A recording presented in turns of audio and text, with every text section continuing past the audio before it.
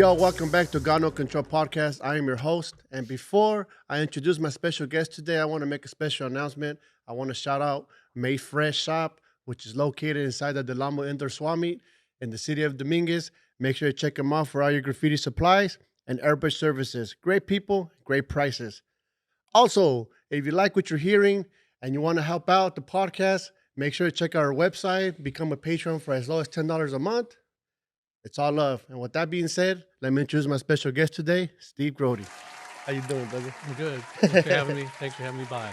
Yeah, man. Thank you for stopping by today and give us a little bit of your time to talk about, this interesting topic of graffiti. Yeah, it is interesting. So let me ask you, brother.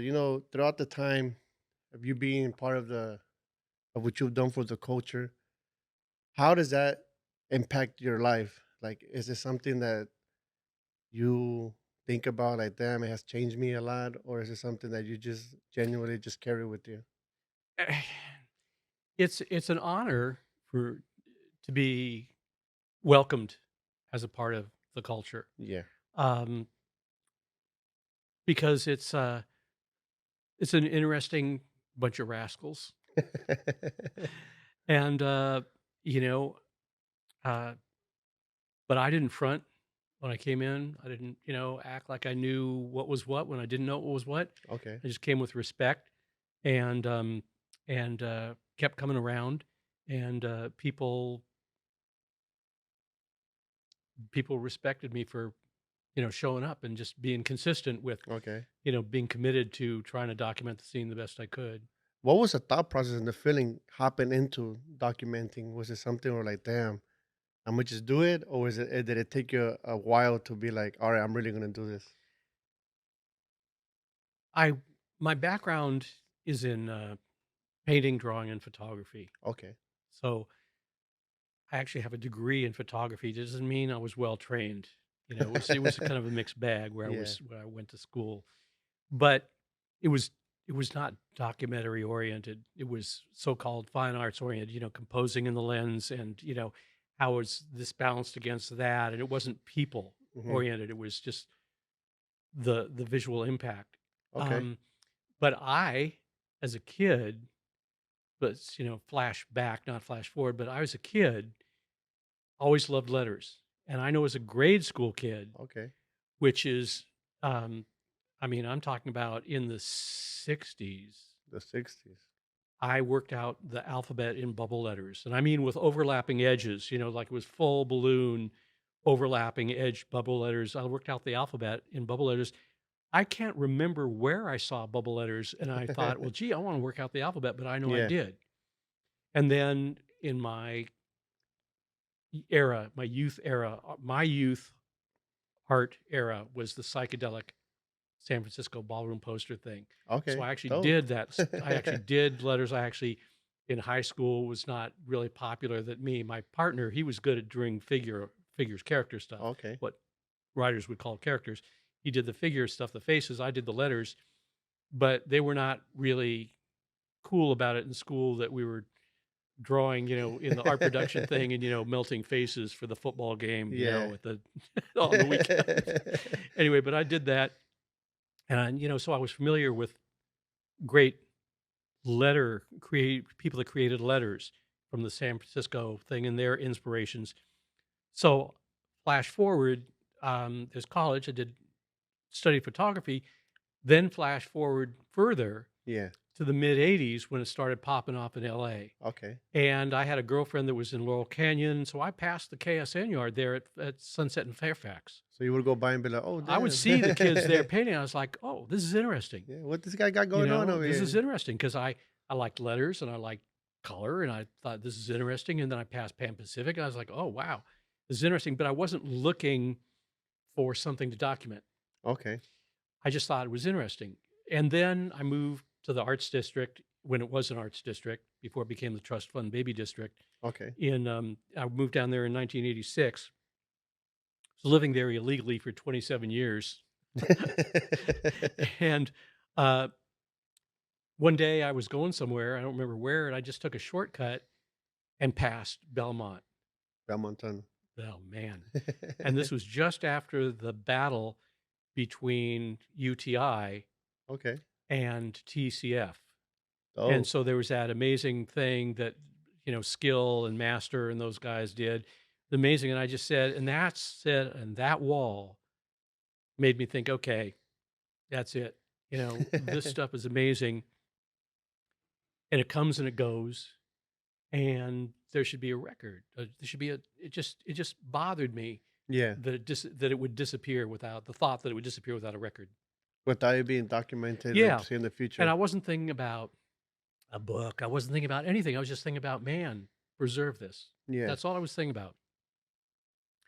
And and then it began kind of an interesting thing. Went down there and was take pictures. And the first writer that I ran into Yeah.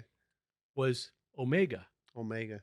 and she was touching up Hex TGO's piece from one of the battles. Okay. And so I talked with her a little bit, and she felt, I was not, saying, "Pardon me, young lady, but if you could tell me about some of the crimes you've committed, I'd be very grateful." It's like, and I think it might have been uh, Omega that maybe told me about Sanborn Yard. So I Okay. started hanging out in Sanborn Yard, and I met all those, you know, OTRs when they were teenagers. How was it coming into into their safe zone? Where they would hang out, not being an actual graffiti writer, just being kind of like someone that just enjoys seeing it. How was the accepting from them? Well, I don't always trust my own memories. You know, some of my memories are like it's kind of like you remember when you think you saw that movie and Yeah. somebody's describing. That's kind of like my memories. But I tried to put on kind of semi stealth mode. Okay. I wasn't in anybody's face. I wasn't like, "Hey kids, what are you doing?" I was like, it just was there. I'd take some pictures of it. It seemed like they didn't, at a certain point they saw me enough. I would just say that I was interested, that it was, I might point out something about, that it was really, you know, what I liked, the color scheme or the line quality or something. And at a certain point they got used to seeing me around and, would talk to me more. And there will always be people that are more standoffish and more welcoming. Yeah. It's just that's the nature of but they, I would talk to them and I would talk to them respectfully. And I wasn't trying to. There was early, one guy early on that came in with some canvases. Yeah. He's like, "Oh, I have these canvases, and I'll pay you, you young people, $5 a canvas or something to paint your graffiti on them." Oh, and he got chased out of that yard. that was that did not go well Yeah, because they get were out of like, here, yeah, man. it's like they felt like he was being disrespectful, that he was being used, and you know, but so that's always been kind of rule number one: be respectful. Yeah, Just be because respectful. this was something you were doing on your free time. Like it's not like you were getting paid to be there. No. So you were actually providing an actual picture. Like, hey, here, picture your Yeah. stuff. Yeah. As a matter of fact, there were times in the early days um, when some kid, uh, if I'm not mistaken, it was Jokes from Def Productions crew, was going to try and get into Art Center, and I gave him slides of his work that helped him get a scholarship. Mhm. If I'm not mistaken, if I'm not making that completely up.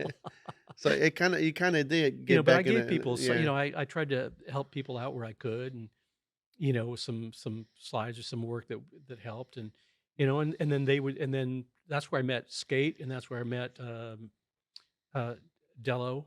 Uh, Okay. Dello um, went by several names, but where I met a bunch of other people, and then I would find out about, well, there's this spot and there's that spot. And finally, graffiti writers are notorious for bad directions. Well, man, you go past this gray house and it's got this big Yeah. tree and this old truck in the front. Well, yeah, but what are the cross street? Well, you know what? Oh man. But I finally found, like, Motor Yard. And then I finally found somebody that gave me good directions to, Commerce Tracks. And I was getting around. And then it's always been a thing where just you start to look at the city a little bit like, okay, if I was a writer, that alley looks like it would be a good spot. So you go down the alley and yeah, there's something there. Or you go down those railroad tracks. And so you get used to, I mean, the places I like to go still are places that most people want to avoid. Because you guys It's didn't have like Google Maps or nothing back then. They were just. no, no, but you roll around the city and you see places that look abandoned. You think, I bet there's something interesting there, and Yeah. usually there is. Did you ever have an issue where like maneuvering your way around riders because at some point I'm sure that some guys didn't get along with these guys. It's been interesting because, I mean, at a certain point, I guess people knew there was this guy out there taking pictures, but they also knew that he wasn't. He was just trying to take pictures of whatever was wherever he could get. Yeah, And so I wasn't expected to be loyal to any one crew. I yeah, wasn't, and I really sweated when I did my book to have a balanced view: east side, west side, south okay, side, and not.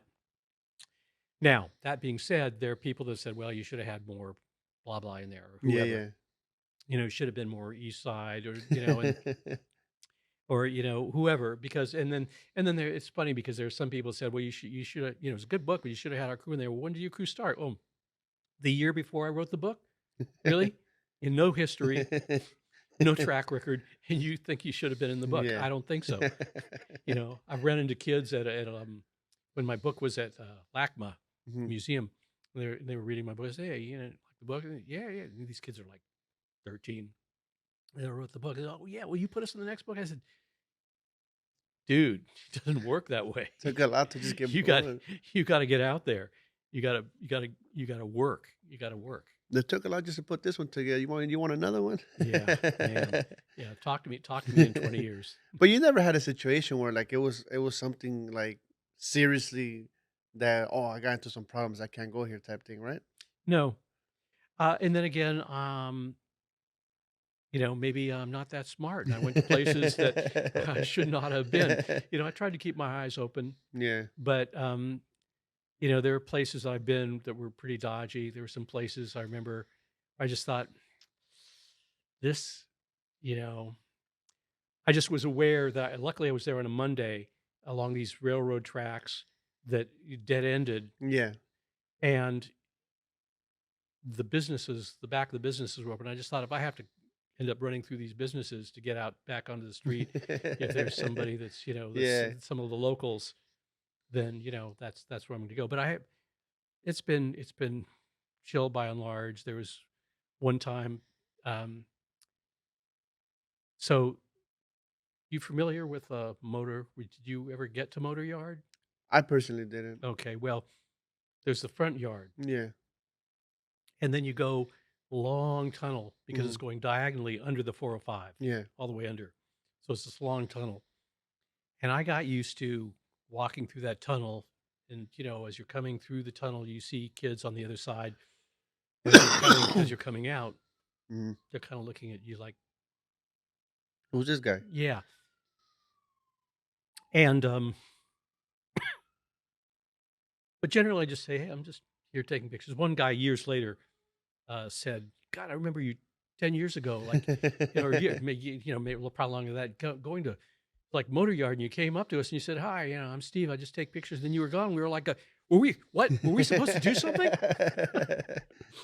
Anyway, but this one time, when I used to seeing kids and just kind of, um, just being quiet and Okay. just kind of, paying attention to the wall and not making them feel uncomfortable. But But this one being time I oh. came out and there were these four kids. And as I was coming out of the end of the tunnel, I realized these were kids were in a neighborhood. These were tatted up when nobody was tatted up. And they were just the age you don't want to run into. Three of them at the beginning of the tunnel, yeah, at the end of the tunnel. And I Yeah. just thought, well, shit, I can't turn around. Can't turn around. You know Gotta how with keep a going. cat, like with my wife's cat, if you put a string on the floor, it just looks at you like, what?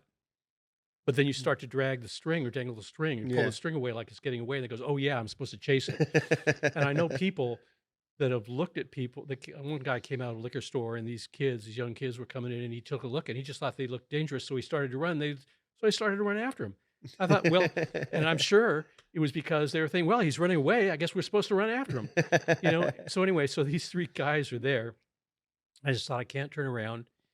So I just walked straight towards him, and this one guy is looking at me like, "Hey, it's like, you are."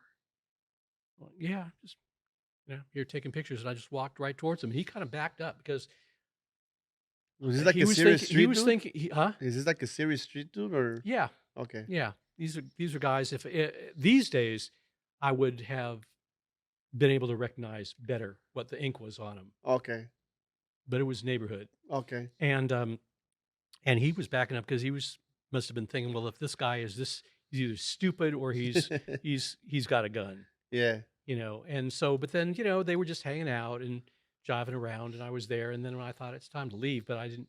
I thought, I don't want to go back through the tunnel. And some people know I do martial arts stuff, and yeah, that's an important part of my life. But I can't catch bullets with my teeth, Yeah. and there's a thing called odds, and you just don't want to push the odds, Okay. so life is not a martial arts movie. That's why I tell people, hey man, you mess with the wrong person, you never know what that person knows how to do. That's right. I know some people that look like nothing, Yeah. and they just absolutely would not be the right person to mess with. And then I've seen some people that look very, very badass, Yeah. and I've seen them fight, and you're going, "Oh, This guy. that is sad, cartoon-worthy stuff." And were you always known as Steve, or did they have a name for you while you were out there? I don't know what they call me. Not like when That people that see you, they'll just that be old like, that old guy with the camera. I don't know. It was Steve or Grody. Some people call me Grody. It's so funny because I don't have a writer's name. Sometimes people don't know what to call me, so they call me Steve. But then after the book, some years after the book, I'd get some people calling me Mr. Grody. I'm like, oh, don't do that. No. They say, no, it's respectful. I say, yeah, I know it's respectful, but dude, I feel old enough. So let me ask you this, brother.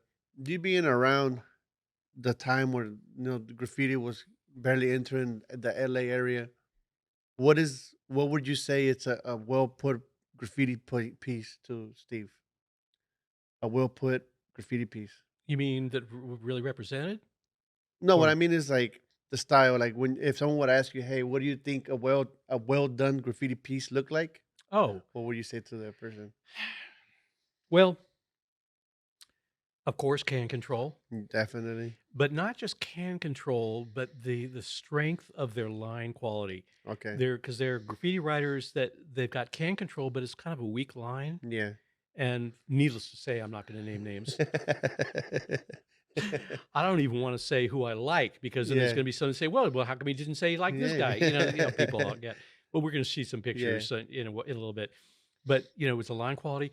There's the thing of, are the colors interesting, or are the colors just the same old bright, bright, bright, bright, bright everything? Okay. What's the relationship of the fill to the letter form? What is the rhythm?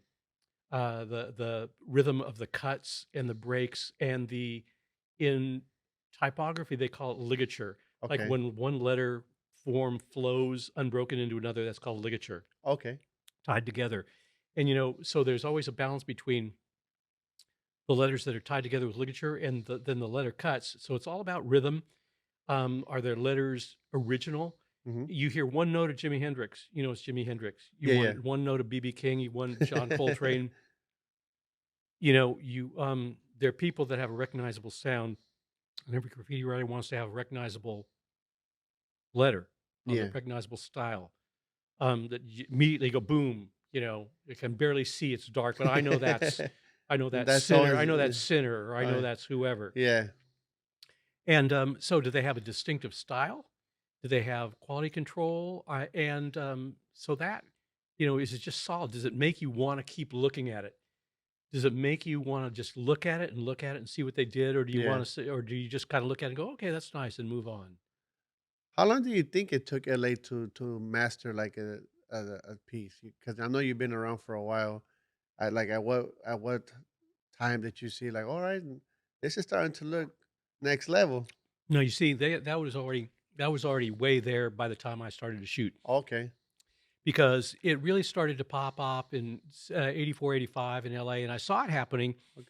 and people were developing their skills, but I didn't start to document until the summer of 1990. Okay. So I missed a good, strong beginning thing. But the thing is, it's a self motivated scene. Yeah. Nobody is going to school and nobody's parent is saying, "Now, if you work really hard, Johnny, you can be a really good graffiti writer. So listen to my words, my son." You might even be the best to ever do it. So it's the best scenes are self-motivated. This where the scene creates its own momentum. It's not externally referenced. It's internally motivated, and that makes it's very competitive. So it's like Sinner talked about how, you're next to your crewmate, you're next to Yeah. your homie, and you're still thinking, "Yeah, I'm gonna burn you." You always You're get it so you're that so that thing in your mind, like, I gotta come better. yeah, exactly. So it's not just other crews, even your friends, Yeah. because it's a competitive thing.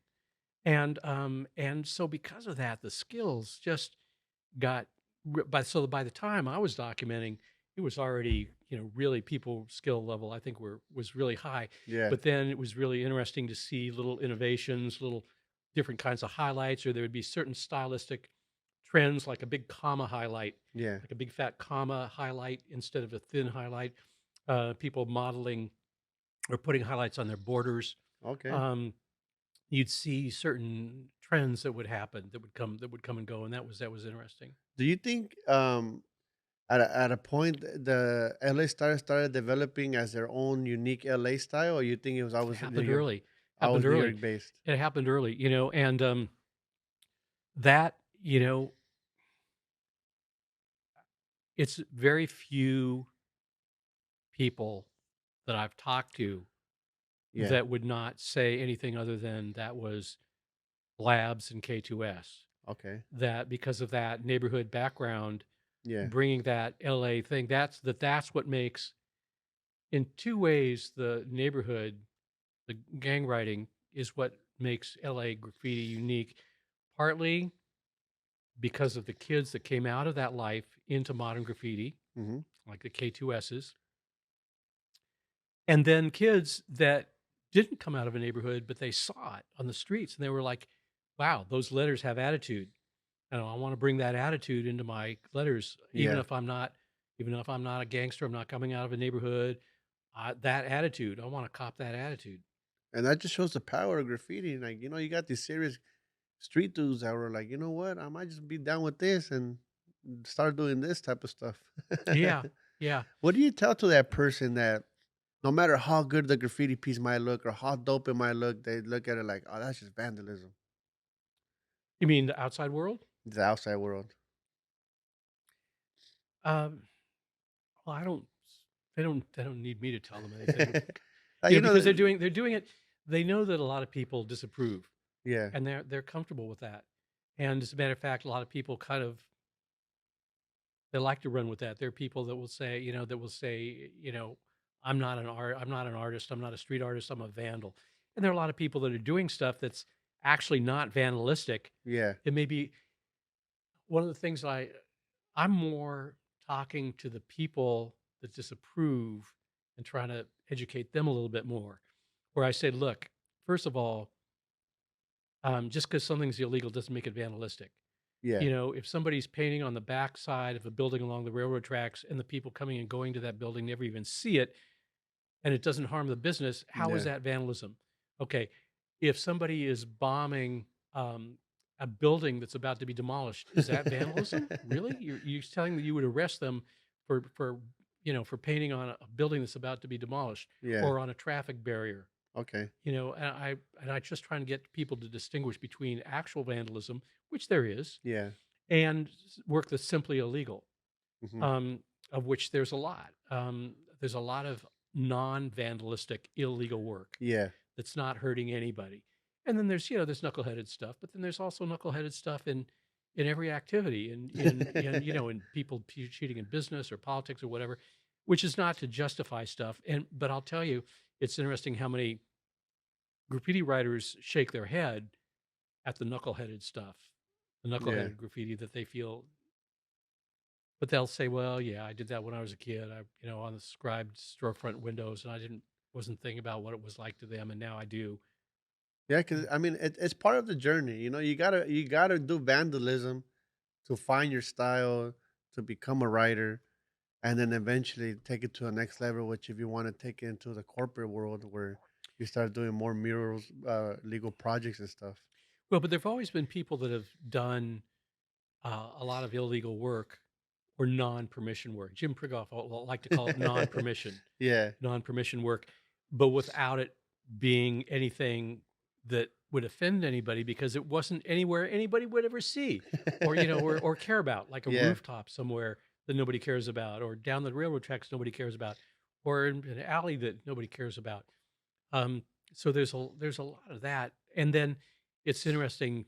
Speaking of that, yeah, that there are a bunch of people that do now have a successful above ground career definitely. that still go out bombing because that's a different thing. I feel like I think that's what keeps graffiti alive, though. Just knowing that, damn, I just caught that rooftop and no one knows it's me, and I didn't get caught. Yeah, yeah. It's an adventure. Look, everybody does something to make them feel alive. Yeah, You know, that's what I always say. Whether it's going to a football game and wearing a big cheese hat, or or joining a church choir or a political action group, everybody does something that makes them feel alive or special somehow. And for millions of kids around the world, that's graffiti. And if you think about it, how can that possibly be a surprise? Because I mean, just in America, in movies since the beginning, who's admired the rascal, the anti-hero, the yeah, guy that gets away with it, hmm, the rascally bank robber or yeah, whoever. Okay, so it's the anti-hero. It's in Western culture, and then youth is youth, and hmm, it's always going to be rebellious.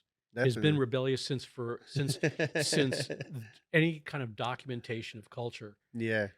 If you go, people can go. There's a website called Pompeii Graffiti. Okay. So Pompeii was was the city that was buried under volcanic ash in 79 AD, Okay. and a lot of it is still under ash. They're still excavating, trying to find ways to excavate without destroying stuff. They find graffiti. The graffiti was welcomed. Apparently, there's political. There are three kinds of graffiti the main three kinds that you find around the world over the years. Political graffiti, Yeah. which was welcomed on the walls. I mean, really dope hand styles too, with a brush. And there was uh, personal graffiti. So and so was here, and then there was what scholars or academics would call latrinalia or bathroom graffiti. They had their own version of there once was a man from Nantucket Yeah. going on back then. You had people saying, "Oh, so and so got drunk and puked on this spot." I mean, all the same kinds of graffiti that you find now. So there's always been a human drive to express yourself in the world and have people know that you were there somehow. Yeah. And so that's interesting that it's not something new. The spray can is new. Spray can's 1950. Yeah. Spray can is again Seymour. It's Yeah. Ed Seymour. I read about the guy. Yeah, Ed I think Seymour. it started just to paint like auto parts or No, radiators, steam radiators. steam And the radiators. idea came from his wife. And she was, and so there was insect spray, but it wasn't, they hadn't really worked out the mechanism yet. And Yeah. she gave him the idea to have this can of silver, still the choice of bombers around the world, to paint steam radiators. That's crazy, huh? The story Yeah, behind it. yeah. So, how many years do you go documenting, graffiti in LA, and then decide I'm gonna put this book together? Well, it's interesting. It was in the mid, no, it was in the mid, yeah, it was maybe mid to late 90s. Okay. I thought, you know what? There's a lot about this scene that hasn't been written about. Yeah. And so I sent out a bunch of book proposals. Nobody was interested. Okay. Okay. So it was like Graffiti World that started the whole ball rolling. That came out in 2004. Okay. But in the mid 90s, there had been The Faith of Graffiti, written by Norman Mailer, which is kind of a classic about early stuff. And then there Yeah. was a few, but there was no modern graffiti books, and nobody was interested. And I thought, okay, well, I don't care. That's not why I'm doing this. I'm doing this because it's interesting, and I just think there should be a record. And I said, well, skip it. So no book. And then Graffiti World came out, and they published, they printed up a number of books, and they were shocked at how quickly they sold out. I went, Okay. oh, holy smoke! So that's when actually Jim Prigoff got in touch with me, Yeah. who, he wrote a number of books, but the one people know him for is being the co-author of Spray Can Art. Okay. And he got in touch with me and he said, "Hey, Steve, because I was thinking about a general book about kind of more the technical side of graffiti that I thought hadn't been written about." He said, "Look, what you have is L.A. So you Yeah. should propose a book on L.A." And so I put a proposal together, and uh, it's amazing that in talking with people, it changed how the whole book was formed because people would say interesting things. I said, "Well, that's interesting," and then I would ask somebody else about that, and it became a subject, Yeah. and that changed the whole how the book came together and what was featured and blah blah blah. But anyway, and they were very snotty in New York. They were like, "Well, we've have several books on graffiti now. LA any special. What makes Los Angeles so special?" Anyway, but but they realized, I was able to make a strong enough case that LA was unique, Yeah. a lot of mix of different cultures, and it was a very strong scene. And so it's had a good life. The book has had a good life. It's right now it's out of stock. Oh When I wow. looked, which mean, but there's a big difference between out of stock and out of print. Okay. Out of print means that's it, it's done. But when I look at the website, for Abrams, Yeah. it says out of stock, and I'm going to try and get in touch with the editor in chief and just see if I can get a beat on their plans. Because right now, maybe you heard of this thing called a pandemic. It screwed everything up for everybody, and that includes supply chains. Yeah. And if the book's printed in China, then that makes the things are difficult because politically things are weird with China, and the COVID is different and made things difficult. So that's put a fly in the ointment. But I want to know if they're it's sold enough that I would hope they would wanna do yet another press run, so I wanna find Because the out. original one came with a CD in the back, right? Yeah, and it was a problem. I told them, "Look, shrink wrap that sucker because it got racked." The CD-ROM got racked, and it really pained me because I would hear from people saying, "Oh, I bought the book at the store. I got home, the CD-ROM was gone because somebody had racked it," because Damn. the book is 3.5 pounds hardcover, so it's not that Yeah. easy to rack, although I'm sure somebody did, but in any event, so out of s out of stock means hopefully they will be printing up more. Right now, there are some you can find probably used on Amazon, but you can't get any new ones from the publisher right now. So how was the process? So like you obviously already had the images, right? The documentation images. How did you go about like, all right, and I'm gonna do these interviews because I read them. So the interviews that you have on there, Yeah. like, did you have to go one on one with the writer and be Oh, like, yeah. and Yeah, go, it was there was one it was always best. yeah, There was generally it was one-on-one because, eh, with another person, sometimes it could get distracted into yeah, another area that was not anything that anybody was interested in hearing about. yeah, And I could keep it more focused if it was one on one. But the only one that was in there that was two people at the same time I was talking to was Revoke and Zess, and okay. that was the first interview Zess had ever done with Oh anybody. wow, So I was honored with that. But uh, yeah, it was weird because when you're dealing with a big company, a lot of times it's hurry up and wait. okay. So I make the proposal, and they're like, "Oh, yeah," and they're dicking around. And finally, they say, "We're gonna do it." And then they want my manuscript in 6 months. And so all of a sudden it's a rush because now I wanna, get interviews and stuff. Because I didn't wanna say to people, "Hey, look, I wanna do an interview for a book that might or might not come out." So you wanted to confirm that it was coming. Yeah, and then I could say to people, "Hey, I'm actually doing this book. Would you be willing to do an interview?" Yeah, And I, again, try to get South Side, East Side, West Side, a balance. yeah, And, but it was a rush, but then I didn't realize that, yeah, I turned in the manuscript and I still had another 6 months to work more like arm wrestle with the editor. Because, there were times when he wanted to take something. I said, no, no, that's got to be in. yeah, And then other times when you have to like give into a certain, because I'm not the publisher. And so he's the editor. So there was a lot of discussion back and forth about, there were a lot of times where I would, I'd be getting on the phone. Before I get on the phone, I would curse a yeah. lot before getting on the phone. And I'd say, "Hey, hey, hey, how you doing, man?" It's like, So about that page 42, no, we need to have that in. Like there was a one quote that was just a great quote but it was anonymous. The guy didn't want his name used, but it's a great quote. And he Yeah. was saying, "Well, we don't want to use it." I said, "Yeah, no, this is important." So I had to pick my battles. And I had to pick my battles. And how did you come about the name? I mean, obviously it's L.A., but is that something that you put together or you put together with the publisher? Graffiti L.A. Street Styles and Art. Yeah. You know, it's I'm not. I think it was my idea, Okay. but I'm not entirely sure. I think it's one of those, sometimes you talk with somebody and Yeah. an idea between the two of you from talking comes out. Hey, that sounds good right there. Yeah, yeah. But I wouldn't have said that if you hadn't have said that, and Yeah. you wouldn't have said it if I hadn't said something. So I think it was somewhat my idea, but How about the cover? How'd the cover come about? How did you choose that for the the cover? cover, well, it's interesting. I actually for the cover had chosen wanted like a group production, and I was going to use that big wall that the LTS KOGs did, that 3-story high thing that Okay. was the Dada show, and it's featured in the book. But the publisher realized that having something that's a character will always draw people more in, will catch people's eye more. And so it was actually the publisher that chose that slick image without me knowing it. With the rat throwing up the Yeah, L.A. the because it was the year of the rat. Yeah.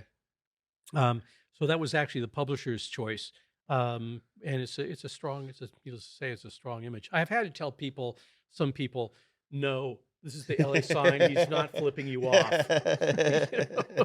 Because some people just don't understand that's the LA sign. Did you how was the emotions running through at that time when all this was going together? Because it's a lot of work. Yeah, You gotta sit there, you gotta interview the guy, you gotta put the pictures together, yeah, then you gotta go to publisher. yeah. How's the emotion at this time for you? Like, Stressful.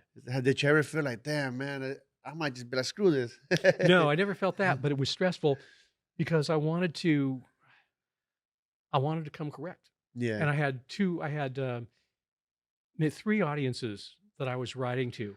One audience was people that were interested, that weren't just pissed off about graffiti and wanted to understand it more, to have a yeah, more educated eye.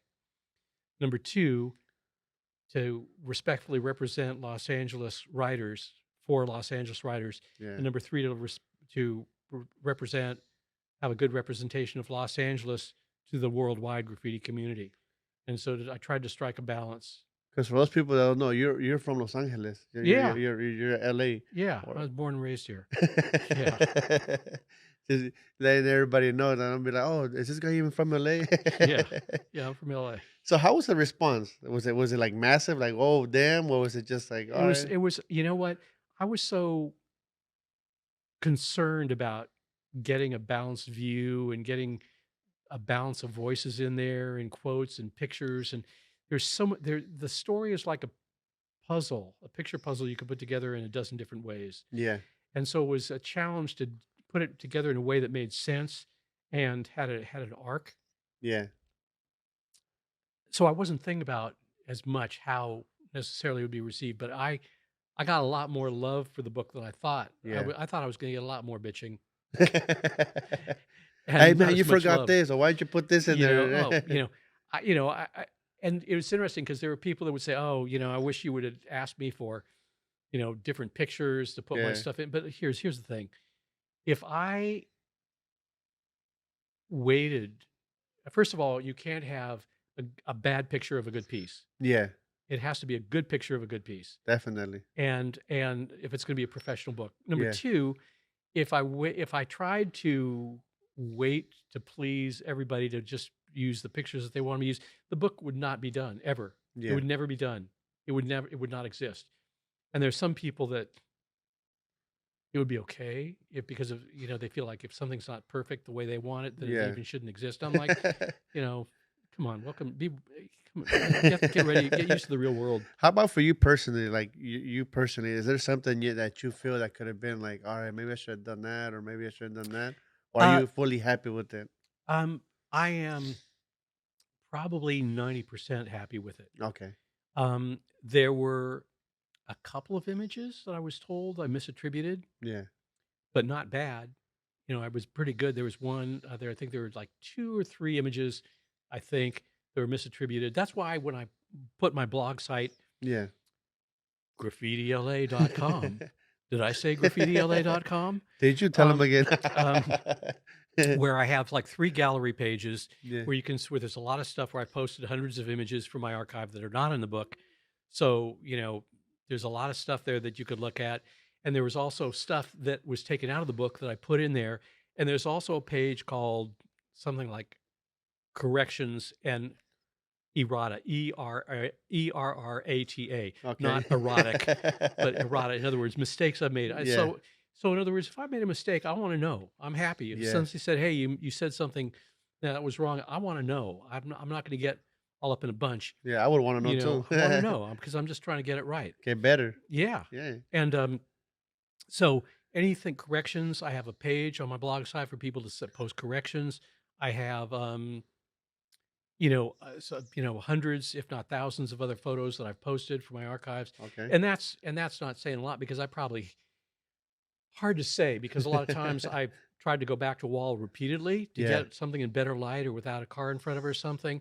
But if I have less than 65, 75,000 images, I'd be shocked, of LA stuff. Where is one place that the book got to that you were like, "Damn, I didn't ever think it would be there." Has it did you ever have that thought? You mean just Like a yard that I was surprised to find or? no, the book itself, right? Oh, The book itself. Somewhere where you'd be like, "Damn, I cannot believe it reached that level or it reached that." well, what's interesting is there's this thing called worldcat.org, Okay. and it's a thing where you can look up what book is in what libraries anywhere around the world. Yeah. And I was surprised to find and happy that my book is in libraries all around the world and Oh, really? universities all over the place. Oh, wow. Yeah, I mean, it had a lot more legs than I kind of expected. I really hadn't thought where's this going to end up, but it ended up all over the place. I mean, including Mexico and Japan and Oh, wow. various So it's a places. worldwide thing. Yeah, and I'm glad because it's like I had a wall of photographs, a big wall of photographs at the MoCA art in the street show, Yeah. and photographs in the catalog illustrating some of the people.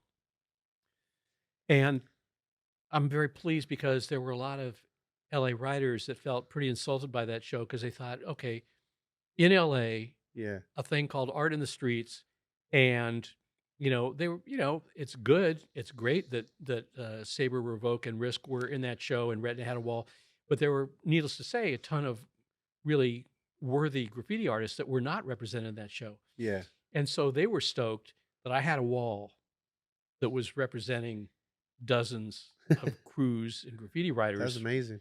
and the people that never expected to have that could now say my work was seen at MoCA. I mean, Yeah. I'm sure there are people that were like, yeah, MoCA, schmoka, who cares? I just care about the streets and the rooftops and alleyway. But there were people that were like, That oh damn, that could go a lot way for someone's like to see your stuff and be like, "Damn, man, I made it here." As a writer, you know? and at the simultaneous with that show, I was planning with the Pasadena Museum of California Art Yeah. a show that ended up being called Street Cred Graffiti Art from Concrete to Canvas. That was not my name. I swear to God, it was not my name. I did not come up with that name. I was like, oh, Street Cred. Uh-huh. Not Street Cred. But anyway, but it was a good show, and Yeah. it was a show that was specifically about people that came up out of graffiti in LA or had a strong presence in LA that were now doing museum or gallery work. Okay. So it wasn't supposed to be history of LA graffiti. It was select people that actually were doing strong work in a gallery museum setting. And we had stuff that was letter based, that was abstract, that was figurative, that was sculptural. Yeah. And that show got actually a lot of better reviews than the MoCA show, like in Art in America and stuff, and some good reviews. And that was for a bunch of the people that were in that show. That was the first time they'd ever been in a museum show featured. So I was really happy to have them there. Have you ever had the chance to do lectures on your book? Yeah. How's that feeling for you? Being able to describe something that you created, like, damn, I'm out here telling people what I do. Well, it's not about what I do. It's about the work. It's Yeah. about it feels good to me. Okay, everybody in a city Yeah. has an opinion about graffiti, Hmm. but that doesn't mean they understand what they're looking at. Definitely. And so I want people to understand what's the difference between this and that, something about motivation, something about how ecumenical it is. It's not, there are times when people say there've been my brother-in-law has posted some well my actually it's my nephew did a little I took him around to some spots and Yeah. he's cut it into these little bits. They posted it on my brother-in-law's uh TikTok and Instagram pages and stuff. And my brother-in-law's got this Yeah. big following he's an actor. And and there have been some people that are just like pretty much defending people that don't need defended. He said, "Oh, well, who you're what do they say?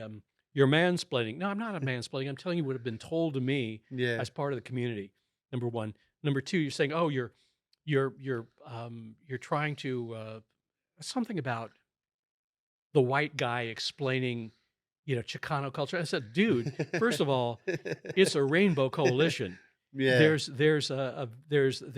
are all sorts of there are people of every description and every ethnicity in this thing, and so you're the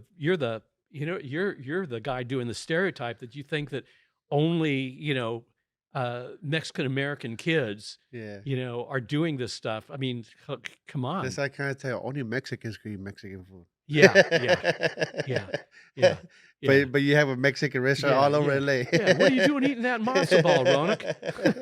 you know, you know. Yeah, no. It's the thing is, people. There have been people. I've done lectures for some groups, and I see some people sitting there like this. Yeah, tell me something positive. I double dare you. Tell me And by the something I don't end, I've know. had some people say, "Okay, okay, I still think there's a lot of stupid stuff with graffiti, and I'm still going to think the stupid stuff is stupid stuff that I see, but you've opened my eyes that there's something else there and that there's a whole range of stuff there." I'm like, "Okay, I'm good with that." And generally people are happy to understand something more. Look, if people are that close-minded, they're not going to come to the lecture. They're not. So people, if they have some open-mindedness, they're going to come and I'm going to try. And I say, look, first of all, don't shoot the messenger. Yeah. I'm not trying to defend all graffiti because there's some really knuckleheaded graffiti. Yeah, definitely. You know, you said it. You said it, not me. Um, all hate mails addressed to Ronek. Um, you know, uh, I'm just telling you what I've been told. Yeah. You know, uh, and so this is what it is: the good, the bad, and the ugly. And let me ask you this. Yeah. Now that we're talking about this subject, how was it when the street art entered the world for you? You mean it became a mainstream thing? Yeah, how was that whole transition for you? Like now it's like, all right, street art's accepted, but graffiti still kind of like, Well, it was an interesting challenge in a way for graffiti writers yeah, because, as I'll always say, if somebody walked up to, say a graffiti writer working on a permission wall somewhere yeah, and said, "Oh, I really like your street art. Why?" You would, I say, well, you would wonder why they were looking at you like you just said the worst thing you could about their mother. yeah, And that's because the average graffiti writer uh, st- stereotypes, not always wrong, not always wrongly, but stereotypes the street artist as some kid that drives to art school in their mom's Prius, and then goes to a nice legal safe arts district to yeah, do their cute little street art piece and then try and promote their their t-shirt brand when they've never taken any risks. They haven't taken the risk to be chased by a gang or shot at by a gang. They haven't fallen yeah, off a bridge. They haven't been arrested. They haven't taken the risks that any veteran graffiti writer has. But that being said, so there was a lot of hating going on by graffiti writers of the street artists that were taking up what they felt they got these walls running, yeah. and now all of a sudden in the arts district they're getting the gigs. But there are people that instead of just being pissed off, they said, "Well, you know what? I'm gonna get We was. we can do this. Yeah, We can change it up so it's public friendly." yeah, And so there are no shortage of graffiti crews or graffiti writers now that can do stuff that is, you know, colorful and where the public goes, "Oh, wow, that's nice." yeah, You know, and it's a matter of learning how to kind of do what you do, but in a format that the public is more familiar with. Yeah, I get that. Do you think it's fair to say that they all kind of like open the opportunity for it to be accepted more? As far as like actually rocking a wand and staying there. Yeah, I think yeah, it's still gonna be a problem if it's, really clearly, not permi it's not gonna run long on a billboard. No, it's not. It's even if they blend in really nicely with the Yeah. billboard, which is a tradition started by Yem, Hmm. and the AM7s, it's like blend in with the billboard, make it Yeah. that much more cool. It's like when that Batman with, Heath Ledger, anyway, the guy that ended up dying of an overdose, Yeah. and there's this big billboard that Agor and Revoke hit, and it was just, it was beautiful. They completely blended in with the colors. They had a little, shout out to Heath Ledger, Yeah. you know, um, I think it just makes the billboard more interesting, and it didn't obscure any of the information. Do you still keep your eye open today for graffiti around? Oh, yeah. How do you Yeah. feel about today's graffiti in LA? It's a weird time, Okay. because there's a lot of good stuff, but you know what? I've been talking about this with, just recently, there were some veteran graffiti writers, and they agree that there's an awful lot of stuff it's kinda like classic rock. Okay. It's it's got good can control, the letters are solid, Yeah. it's nothing wrong with it, but it's not innovative, it's not new. Okay. Now, I'm saying that as somebody who can't do squat. So if anybody wants to point that out, I'm gonna point it out first, that if I picked up a can, I would be probably getting some kind of award for ugliest line ever. You know, and the award for worst can control goes to Steve Grody again. Um, What is a good word of by advice? the way, should we talk about any of these pictures, or are they just shown in the background, or Well, you're welcome to if you I just if wanna you point out this one wall. okay. This is a picture that I love because this is Zess, Okay. and this is, he's got such a raw, beautiful, raw style, and this is at a building that's being demolished, and just his letters, which are so raw against this background that are so raw, I mean, it's perfect. It's just perfect. And this was obviously taken by you if Oh, anybody's yeah. out here wondering where I got this picture from. It's like and what's ironic is that if cop went by, I wouldn't be surprised if he had been arrested for painting on a building that's being demolished because Man, it's still illegal. the general public doesn't understand outside of graffiti writers, like they don't understand how long it takes to put something up like that right there. Yeah. And like there's some people think that, oh, this guy just came here and did this 10, 15 minutes and he's out. Or they think that they don't care about their letters. Yeah. They don't know how much a graffiti writer cares about their letters, even though they know it's going to be there, it's going to be gone in somewhere between 2 hours and 2 weeks, probably, or a Yeah. month. But they still stress over doing the best piece they can. They're not just because there are a lot of people that because they can't read that or because they don't understand the quality, because they're drips, they Yeah. don't understand those drips are deliberate. They don't understand that Zess is doing exactly what he wants. Got a shout out for Revoke in the middle there. Yeah. Um, they don't know how much quality of attention they put in their work. And that's one of the things that makes it a very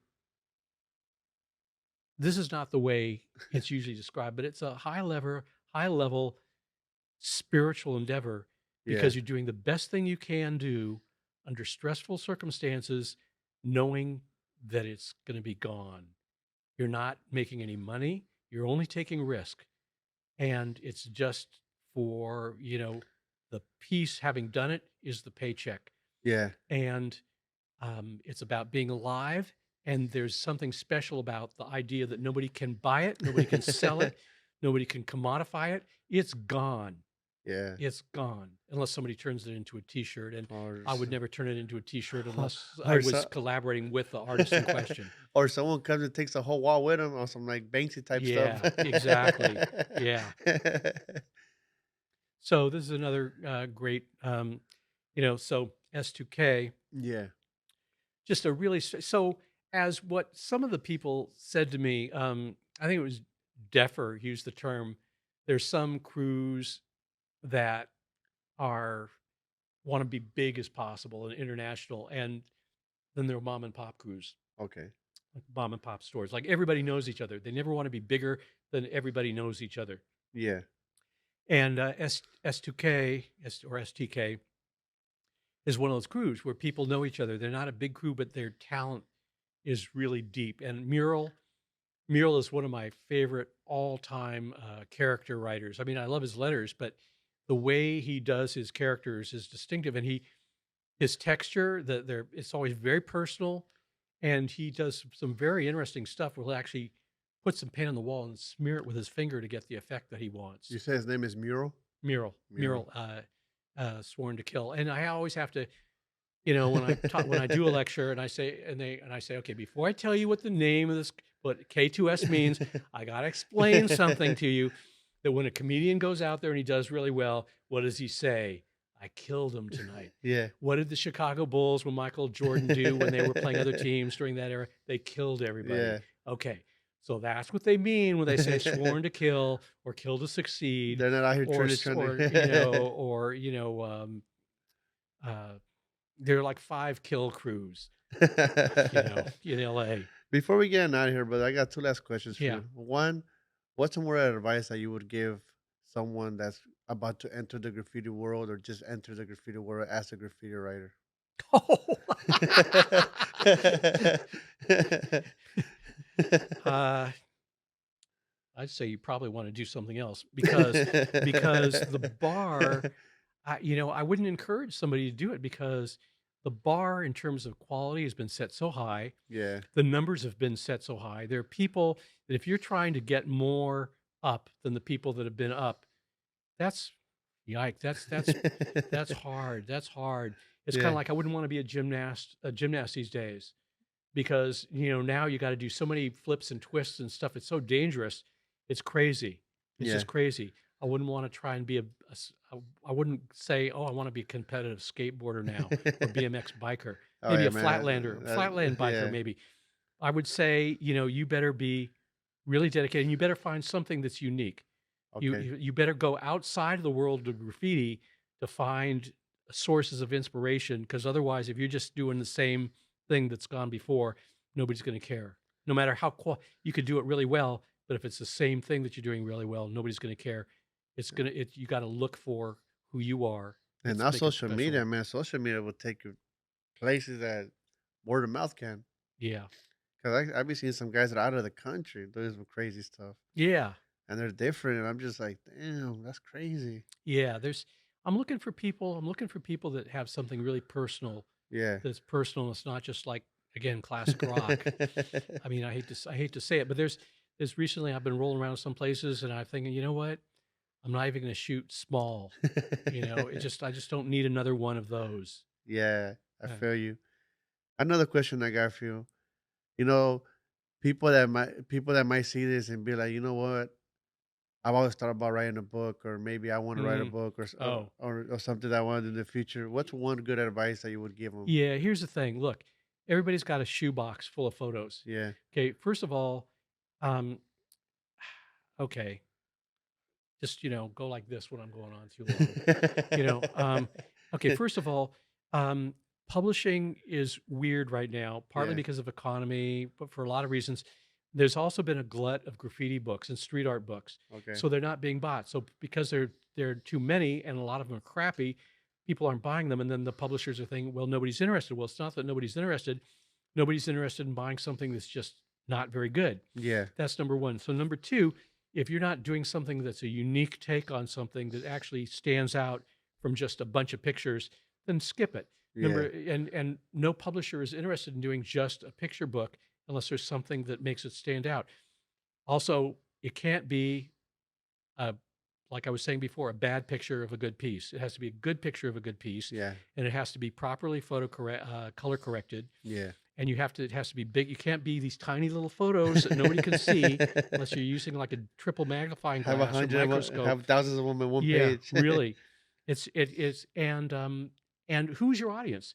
If you're trying to get something more than your relatives and your crewmates, then it's got to be something with a broad interest. If it's just for you and your crewmates, then print up something for your crewmates. Something to just pass around and be like, hey, man, Yeah, hey, look you, at this. you can have one of these. Yeah, exactly. That's why Blurb, they're self-publishing, but no publisher is going to publish your book unless they think there's going to be a broader audience than, your crew or your Yeah. city.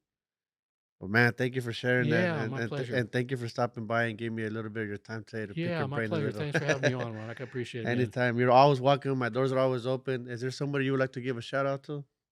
LA, LA, my shout outs to LA and the big crazy family of La Familia de Los Angeles. De Los Angeles.